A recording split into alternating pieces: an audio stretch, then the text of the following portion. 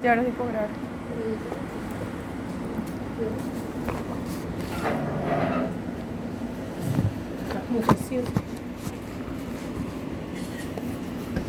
Bueno, muy bien, mis hijos. Ya entramos al tema del segundo corte. Empezamos con marcadores tumorales. Obviamente, para ustedes es muy importante saber de este tema porque partiendo de ahí van a tener su conocimiento de la selección efectiva de ese marcador. Chévere tener un marcador tumoral ideal, único, específico, sensible, con un valor predictivo positivo espectacular, pero no, porque sabemos que son moléculas que se liberan de la sangre ante un comportamiento, ante una presentación de un paciente, que eso obviamente también no está en una célula, están millones de células, entonces no siempre va a significar que es un cáncer. Entonces es importante la interpretación de ese marcador, en este caso, para cáncer, de algún tipo de cáncer. Entonces vamos a hablar algunas generalidades para mirar la clasificación de estos marcadores tumorales, la funcionalidad que tiene y su valor diagnóstico en el día de hoy. Entonces, comenzamos, es inevitable hablar sobre el ciclo celular porque de ahí parte toda la historia de poder interpretar qué son los marcadores tumorales. Este dibujito ustedes lo conocen muy bien porque lo vemos todos en biología, cuando nos comienzan a enseñar de cómo el ciclo celular, cómo hace de una célula madre formarse dos células viejas idénticas. Y cuando ese ciclo se da de manera correcta, pues obviamente las células comienzan a reproducirse, los órganos, los sistemas de manera correcta. Pero esto lleva a unas fases, como ustedes pueden ver en el ciclo celular, tenemos una fase que es la más grande, que comprende tres, que es la interfase, y la mitosis, que es donde se hace la división celular. En el transcurso de la interfase, donde más se tiene que tener cuidado, porque es ahí en donde si hay algún daño, pues la célula no se va a duplicar muy bien, o por ende se duplica de manera incontrolable y no hay quien la detenga, porque hay una inhibición, porque algo falta, ¿cierto? Entonces, y ahí es donde viene el desarrollo de la patología. Y vemos que hoy en día el cáncer es una de esas patologías más comunes, ¿no?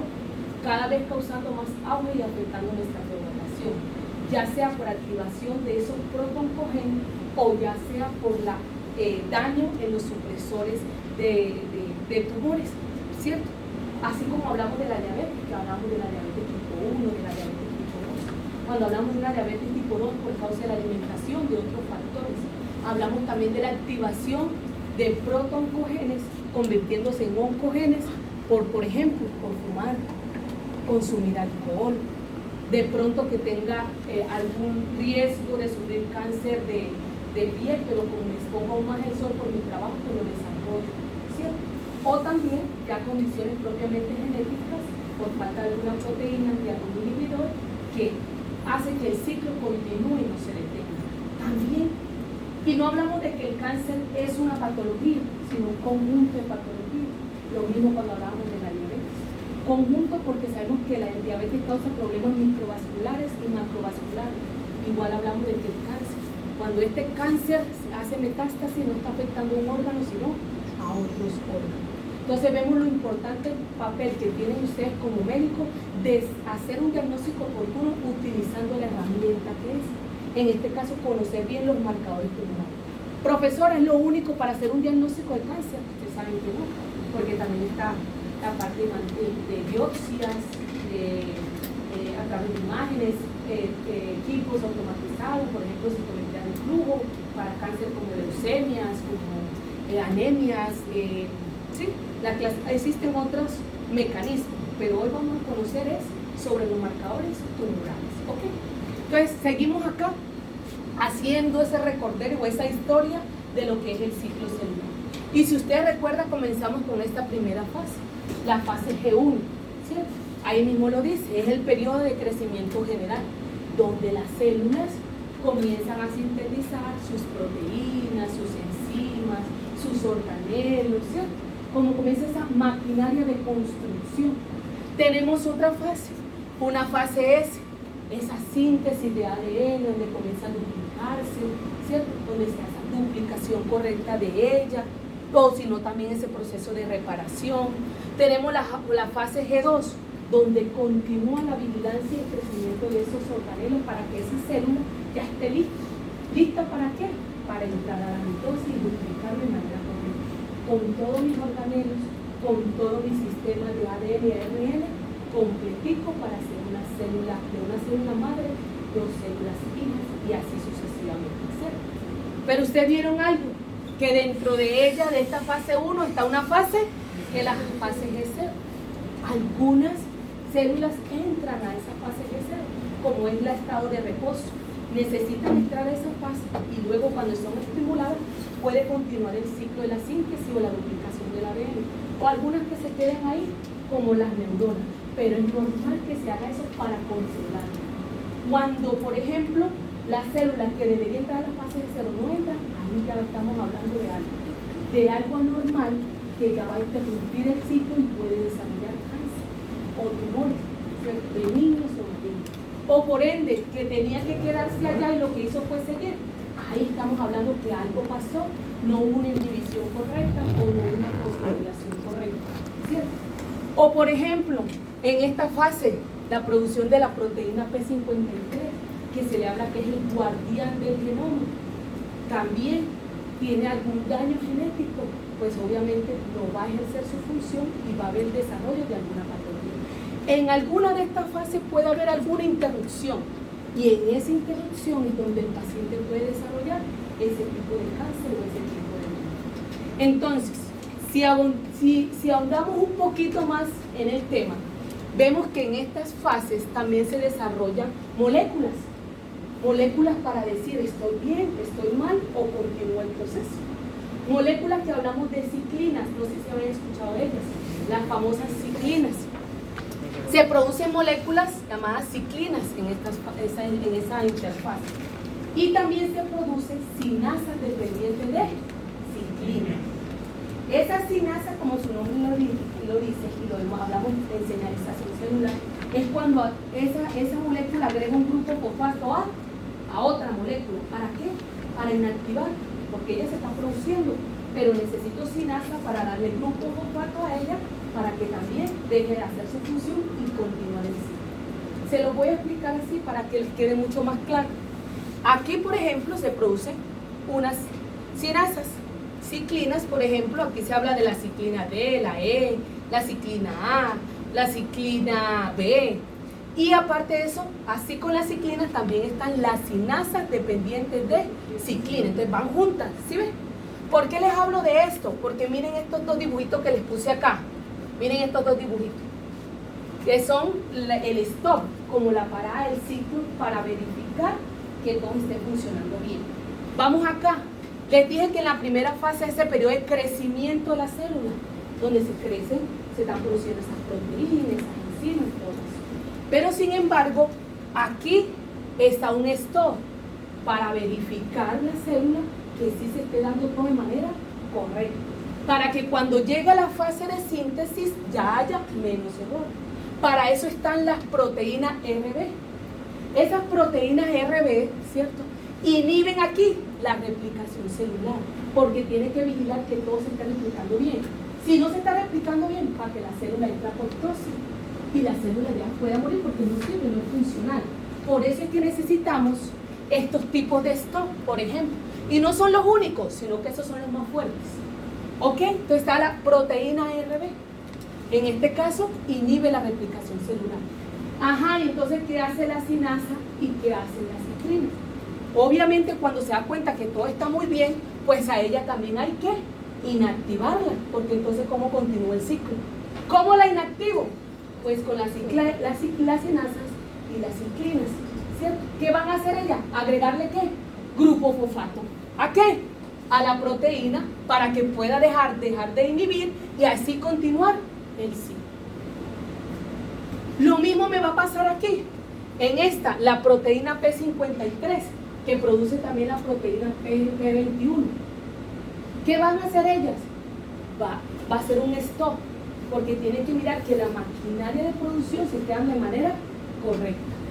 Y si se está dando de manera correcta, ya otra vez vienen las sinasas y las ciclinas a dejarla libre para que continúe y la célula pueda entrar a su mitosis. También vigilar, no, la célula no se está duplicando bien, algo está pasando, voy a destruirla.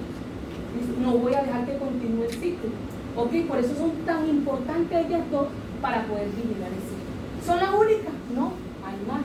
Las BRCA, por ejemplo, las BRCA, que son muy importantes en este proceso para el diagnóstico de cáncer de mama, ¿cierto? Están, por ejemplo, las RAS, las ER, las MAC. Entonces, las RBP son las que mantienen a la célula G0. No, en G0 aparte. Porque te lo puse aquí. En G0 es una fase importante que entran las células. Dentro de ellas están otros ciclos de proteínas como las RAS, las ER, ¿sí? Las NEU también. En este caso, las proteínas es para inhibir la replicación. Aquí su principal función de ellas aquí, en el proceso de la inhibición de la replicación para velar que todo se esté replicando bien. Y si sí, entonces ahora vienen las sinasas dependientes de ciclinas para poder quitarle la función a ellas y pueda continuar el ciclo. ¿Ok? Señora. Si no está mal, exactamente. Muy bien. ¿Por qué? ¿Qué hacen ellas? Dejan ya de quitar la inhibición de esas proteínas para que ya continúe. Si no, pues ya la célula entra a destrucción celular. La ciclina, para eso está. La ciclina con la sinasa, porque quien tiene el grupo fosfato son las sinasas, acuérdense que era encima. Sinasa dependiente de ciclina. Muy bien. Excelente. Y de eso hay mucho más. Aquí lo que estoy haciendo es el resumen más mínimo, porque te tocaría hablar cuáles son las que están aquí en la fase G0, qué es lo que pasa aquí un más, pero con esto para que usted entienda que se necesita que esa maquinaria esté muy bien, que se procese bien, que los inhibidores y los guardianes estén funcionando correctamente para que finalmente se dé la duplicación celular y se dé esa mitosis. Y que en algún fallo de esa maquinaria, pues, si falla algo, alguna proteína, alguna enzima, algún receptor o algo, pues, ahí y no se pueda controlar, es donde viene la aparición de las patologías en ese proceso del ciclo celular. Sí, señora. Las filas y las sinasas entran en cualquier parte del ciclo. Tienen cada una su nombre, por ejemplo, ya están como codificadas, por decirlo así. Si hablamos aquí de las sinasas, se habla que aquí están en la fase G1, para hacer esto aquí, entre la fase G1 a G2, tenemos las sinasas, las ciclinas, se habla de la E, se habla de la D, aquí se habla de la B, aquí se habla de la A, y asimismo las sinasas dependientes de ciclina tienen una codificación por números. Por ejemplo, la ciclina E y D se unen con la 2 y la 4, ¿sí? Son otra, pues que ya ese es otro tema más profundo, pero todos tienen una unión específica como para poderla diferenciar y poderla pues, explicar mucho mejor. Muy bien, listo. Partiendo de esto, entonces vamos a ahondar, ahora sí entramos en materia, a nuestro tema, que es definir qué es un tumor. Cuando hablamos de tumor, hablamos de cualquier alteración de los tejidos que produzca un aumento de su volumen, un agrandamiento anormal de una parte del cuerpo que aparece y por lo tanto se hincha o hace una distinción, un anchamiento. Según el Instituto Nacional del Cáncer, se habla que es una masa normal de tejido que resulta cuando las células se multiplican más de lo debido y no mueren cuando deberían morirse. Y esto los clasificamos en dos: los tumores o neoplasia benigna y los tumores malignos o cáncer. Vamos a mirar la diferencia que tienen cada uno de ellos. ¿Qué hablamos cuando es benigno? ¿Qué hablamos cuando es maligno? Que lo asociamos al cáncer. Vamos para allá. Entonces, hablamos acá, características de los benignos. Listo. Son neoplasias que no poseen esa malignidad. ¿Cómo hace esa malignidad? Pues aquí están las características. No crecen de forma desproporcionada ni agresiva, no invaden a tejidos adyacentes, por ejemplo, no hacen metástasis a tejido u órgano, siempre están juntas esas células y no traspasan vasos sanguíneos o tejido linfático. No constituye una amenaza general para la vida y se puede extirpar en la mayoría de los casos y no reaparece. Eso es cuando hablamos de algo que es benigno. Cuando es maligno, bueno, demos algunos ejemplos para que les quede un poquito más claro. Por ejemplo, un quiste en la piel, papiloma, un adenoma en las glándulas, un lipoma en tejido adiposo, osteoma en los huesos, mioma en el tejido muscular, angioma, o un nevus famoso lunar que se puede presentar y que lo podemos asociar a algo benigno que se puede extirpar. Cuando hablamos de malignidad o de cáncer, entonces, en este caso, las células invaden y dañan tejido o órganos cercanos, se separan del tumor y entra al sistema linfático, flujo sanguíneo, alcanzando otras partes del cuerpo de lo que le llamamos metástasis. No suelen permanecer juntas, porque obviamente invaden a otros órganos, y tienden a entremezclarse con las células no tumorales, originando patrones, generando en otras células memoria inmunológica, y por eso comienza el descontrol de otras células del cuerpo. Suele constituir una amenaza para la vida, y cuando se extirpan, por lo general, aparece en el mismo sitio o en otro órgano que esté ya a distancia. Muy bien. Dentro de ellos vamos a mirar, a medida que vamos hablando de los marcadores tumorales, vamos a hablar de algunos tipos de cáncer, pero esta es la característica que tienen ellos. Entonces, señalización proliferativa sostenida, no hay alguien que las detenga, porque de pronto pues la mutación es en los genes supresores de tumores, en las proteínas, ¿sí? Al no haber, al estar dañadas esas proteínas, pues no va a haber quien las controle, quien las detenga, quien vigile que todo esté funcionando bien en ese ciclo celular, pues hace su producción de manera descontrolada, no hay nada que la detenga.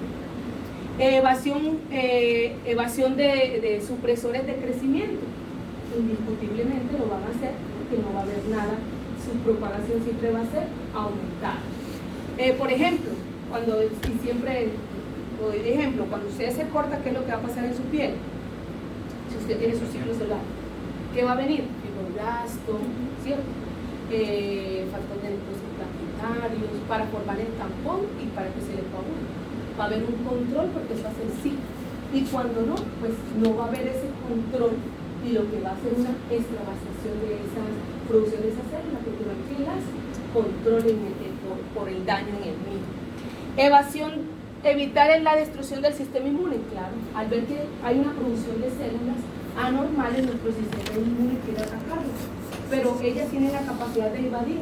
¿Por qué? Por ejemplo, a los interferones, por ejemplo, a los natural killers, que tratan pues de ayudarnos, ¿sí?, a combatir ese tipo de células que están anormalmente ahí en nuestro sistema, pero ellos tienen la capacidad de transformar, ¿sí?, de evadir esa respuesta de nuestro sistema inmunitario. Lo mismo, adquisición de inmortalidad en la replicación, inflamación producida por el tumor, activación, evasión a metástasis, donde ellas van al torrente sanguíneo, al sistema linfático, y se depositan en ciertas células, y ahí comienzan a generar memoria inmunológica, y ellas comienzan a duplicarse también de manera desproporcional.